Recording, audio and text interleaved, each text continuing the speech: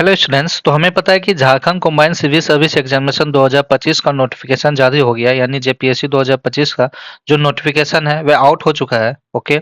और ये काफ़ी इंपॉर्टेंट नोटिफिकेशन है, जो भी झारखंड में एक अच्छे पोस्ट पे जॉब लेना चाहते हैं उसके लिए जेपीएससी बहुत ही इंपॉर्टेंट रोल प्ले करता है। ओके। तो आज इसके बारे में हम सारा डिटेल्स देखेंगे कि जो एलिजिबिलिटी क्राइटेरिया है, एज लिमिट क्या है, किस कौन फॉर्म भर सकते हैं, कौन नहीं भर सकते। ओके।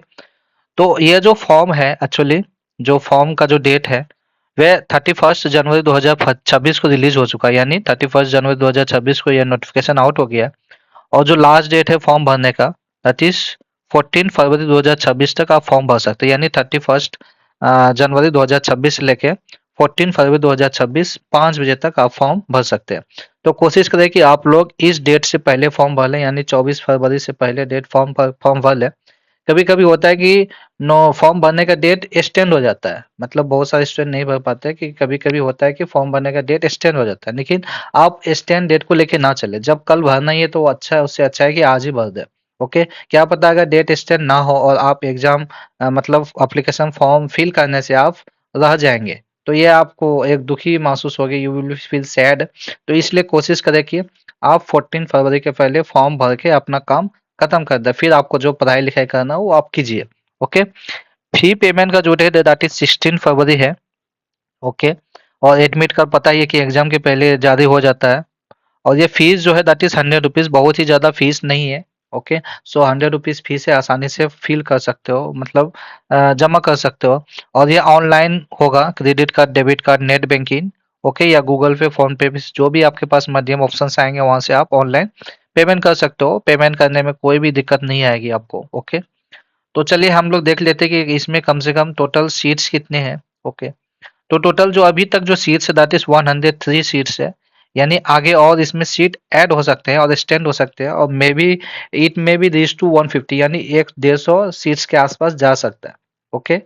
लेकिन आप सीट्स पे ज़्यादा ध्यान मत दीजिए, बहुत ज़्यादा सीट्स थोड़ा आगे पीछे होने से कट ऑफ वो नहीं फ़र्क पड़ेगा।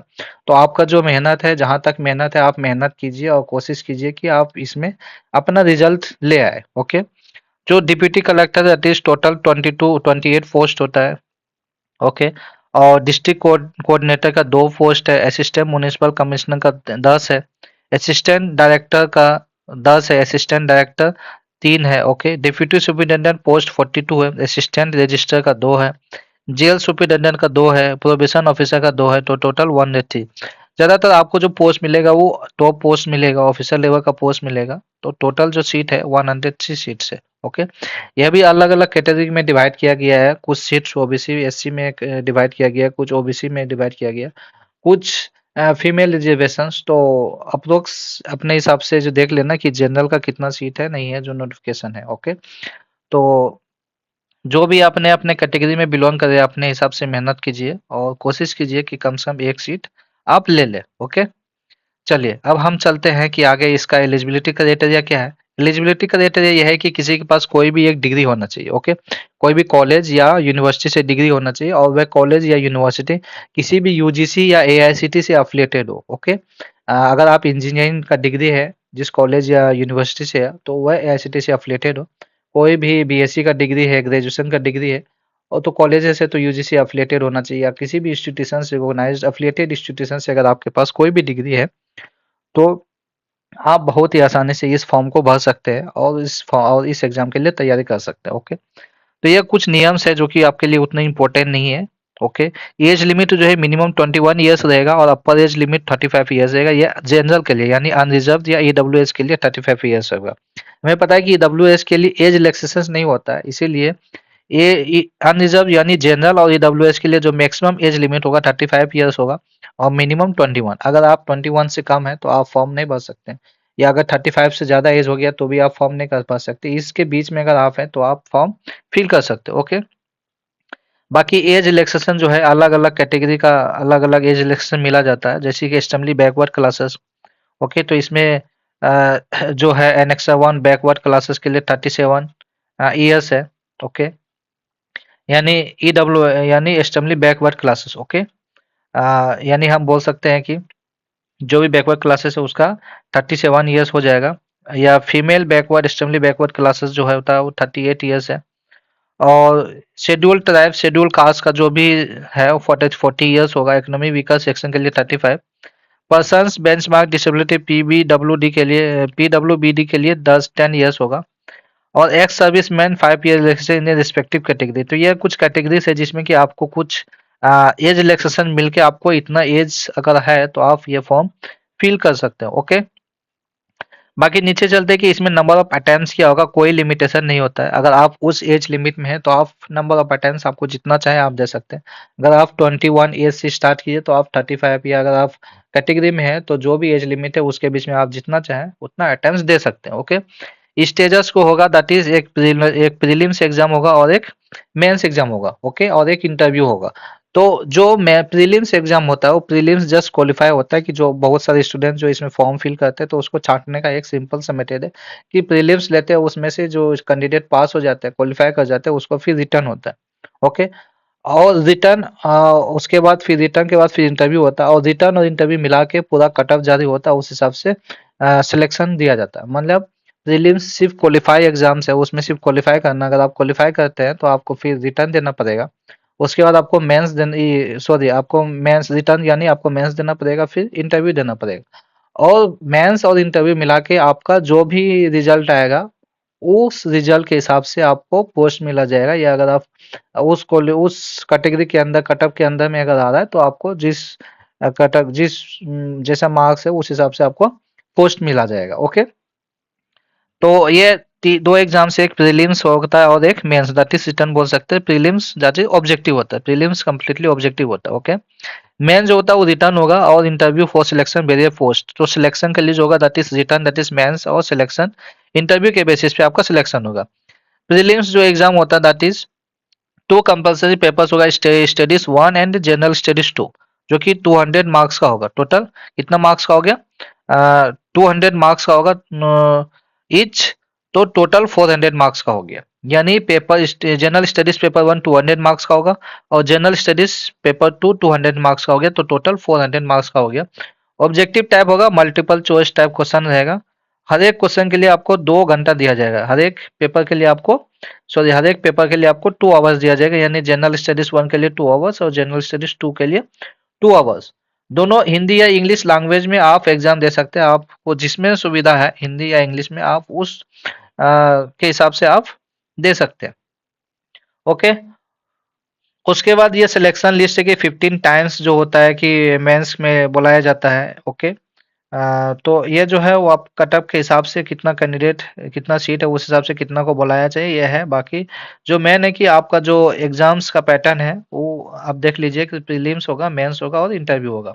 ओके, प्रीलिम्स टोटल 400 मार्क्स हुआ, यानी जनरल स्टडीज 1 200 मार्क्स और जनरल स्टडीज 2 200 मार्क्स। ओके, कोई भी नेगेटिव मार्किंग नहीं है। सबसे इंपॉर्टेंट बात है जो कि याद रखना है कि यहाँ पे बहुत कोई होता है कि सोचता है कि नेगेटिव मार्किंग है और बहुत सा क्वेश्चन छोड़ के आ जाते हैं। ओके, क्योंकि उसे डर लगता है। बस यहाँ पे कोई नेगेटिव ना मार्किंग नहीं है। तो जो भी क्वेश्चन आपसे बन रहा है बनाइए, नहीं बन रहा है तो आप तुक्का मार के आ सकते हैं। क्योंकि आप अगर ठीक करते हैं तो नेगेटिव मार्किंग नहीं है तो आपका नंबर कटेगा नहीं, और अगर फील नहीं करेंगे तो आपके पास कोई पेनल्टी लगेगा भी नहीं। ओके, तो नेगेटिव मार्किंग नहीं है तो कोशिश कीजिए कि सारा का सारा क्वेश्चन अटेम्प्ट करें। ओके, इनकरेक्ट के लिए कोई नेगेटिव मार्किंग नहीं है। अगर आप ब्लैंक रख देते हैं कि अगर कोई फील नहीं करते तो कोई पेनल्टी नहीं है। ओके, नेक्स्ट जो है मेंस एग्जामिनेशन होगा, that is written examination interview test. Okay, written and interview. तो रिटर्न टेस्ट 6 पेपर्स का होता है। रिटर्न कितना होगा? 6 पेपर का होगा, जिसमें कि फर्स्ट पेपर होगा सिर्फ क्वालिफाई होगा। फर्स्ट पेपर कितना क्या होगा? सिर्फ और सिर्फ क्वालिफाई होगा। और ये जो होता है जो फर्स्ट पेपर वो सिर्फ आपको 30% लाना पड़ेगा पेपर 1 में। ओके, कितना लाना पड़ेगा? 30%। तो टोटल कितना पेपर होगा? 6 पेपर होगा, जिसमें 6 पेपर में से पेपर 1 सिर्फ क्वालिफाई होगा और जो नंबर ऐड होगा आपका paper 2 paper 3 paper 4 and paper 5 and paper 6, यानी 5 पेपर्स का नंबर ऐड होगा। यानी लास्ट 5 पेपर्स का नंबर ऐड होगा और फर्स्ट पेपर का नंबर ऐड नहीं होगा। तो total marks will be based on the paper 2 to paper 6। 2 से लेके 6 पेपर तक आपका नंबर जो भी आएगा वो ऐड होगा। ओके, समझ में आ गया यहाँ तक? ओके, अब इंटरव्यू जो होगा इंटरव्यू 100 मार्क्स का होगा। ओके, कोई no minimum qualified marks for the interview test. Interview के लिए कोई मिनिमम क्वालिफाइड मार्क्स नहीं है। अगर आप रिटर्न में अच्छा करते हैं और अगर आपका इंटरव्यू अच्छा नहीं जाता तो भी दोनों को जोड़ के ही आपको कट ऑफ मार्क्स जारी किया जाएगा। ऐसा नहीं है कि इंटरव्यू के लिए कुछ मिनिमम कट ऑफ होगा, ऐसा कुछ नहीं है। Written is both, mains is both based on written and interview. Okay, उसके बाद फिर फाइनल लिस्ट के हिसाब से जो भी फाइनल लिस्ट जो बनेगा दैट इज रिटर्न, यानी रिटर्न एंड इंटरव्यू, यानी बोल सकते हैं कि मेंस। ओके, तो रिटर्न्स जो 5 पेपर्स है उस हिसाब से जो भी नंबर्स आएगा दैट इज 950 अपोक्स रिटर्न मार्क्स का होगा। कितना? 950 रिटर्न मार्क्स, और 100 मार्क्स इंटरव्यू का होगा। टोटल वो हो गया 1050 मार्क्स। टोटल 1050 मार्क्स हो गया। तो इसमें से 1050 मार्क्स में जो कट ऑफ जारी होगा उस कट ऑफ के हिसाब से अप्रोक्स आप का सिलेक्शन होगा। नॉर्मली देखा गया है कि कट ऑफ 60% से ज्यादा नहीं जाता है, 50 to 60%। Okay, max to max गया तो 65% जाएगा, जनरल का बोल रहे हैं, और बाकी कैटेगरी का तो और भी कम जाता है। तो आप ध्यान रखिए कि जो 1050 मार्क्स है, तो अप्रोक्स अगर 600 या 650 ला रहे हैं तो उम्मीद है कि आपका सिलेक्शन हो जाएगा। ओके, जनरल का। और अगर कैटेगरी है तो उससे भी कम जाएगा, तो समझ ले कि 550 600 में सिलेक्शन हो जाएगा। ओके, तो कोशिश कीजिए कि आप कम से कम 700 650 नंबर लाने का। ओके, बाकी जो भी है कि अगर उतना नंबर अगर नहीं ला सकता है तो मिनिमम क्राइटेरिया क्या है सिलेक्शन का। ओके, जैसे कि मान लेते हैं कि 1050 मार्क्स में जो है 50% नहीं ला पा रहा है, तो मिनिमम क्राइटेरिया क्या रहेगा कि अगर मैक्सिमम उतना नहीं ला पा रहा तो मिनिमम 40%, यानी सारा स्टूडेंट जो है उतना नंबर नहीं ला पा रहा, क्वेश्चन टफ आ गया, तो उस केस में होगा कि मिनिमम 40% होना ही होना चाहिए। मिनिमम 40% होना ही होना चाहिए, तब जाके आपका सिलेक्शन होगा। और शेड्यूल कास्ट शेड्यूल टाइप के लिए 32% होना चाहिए, extremely backward classes 34%, backward classes 36.5%, economic की वीकर सेक्शन के लिए 40%। यानी ये तब होगा जब स्टूडेंट जो है मतलब इससे कम नंबर लाया होगा या इससे ज्यादा नंबर नहीं ला पा रहा होगा। तो मिनिमम क्राइटेरिया इतना है कि इससे कम अगर आया तो क्वालिफाई नहीं होगा। आपको क्वालिफाई करने के लिए मिनिमम इतना लाना ही पड़ेगा। ओके,